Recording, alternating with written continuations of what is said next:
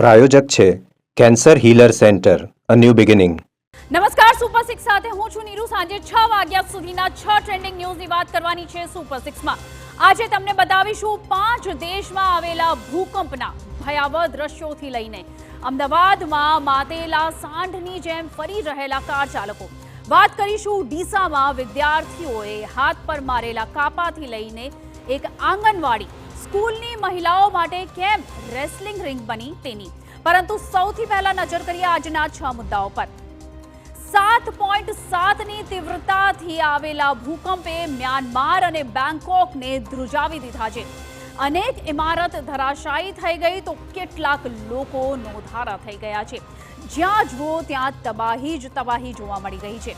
બીજા મુદ્દામાં તમને બતાવીશું ચાંદખેડામાં એએમટીએસ બસ અને એક્સયુવી કાર વચ્ચે થયેલા જોરદાર અકસ્માતના સીસીટીવી, જેમાં એક શખ્સનું મોત થયું તો કાર ચાલક જીવન મરણ વચ્ચે ખાઈ રહ્યો છે ઝોલા. ત્રીજા મુદ્દામાં જોઈશું અમરેલીના મુંજીસિયાર જેવી જ ઘટના ડીસામાં પણ બની છે, જેમાં વિદ્યાર્થીઓએ પોતાના હાથ પર કાપા માર્યા, જેને લઈને સવાલ થાય કે આ સ્કૂલમાં નવી ખૂની ગેમ કેમ શરૂ થઈ છે?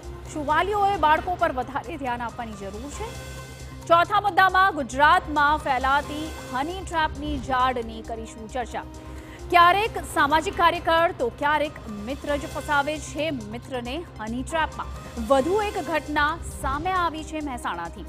પાંચમા મુદ્દામાં તમને બતાવીશું એક એવી આંગણવાડી જ્યાં બાળકો નહીં પરંતુ આંગણવાડી હેલ્પર અને શિક્ષિકા એકબીજા પર એવા તૂટી પડ્યા કે જાણે તેમને હાજર બાળકોની કોઈ ચિંતા જ ન હતી. અને સુપર સિક્સમાં અંતમાં વાત કરીશું એક એવી પત્નીની જેણે પ્રેમી પાસે પોતાના જ પતિની હત્યાનો એવો પ્લાન બનાવ્યો કે તે જાણીને તમારા હોશ ઉડી જશે.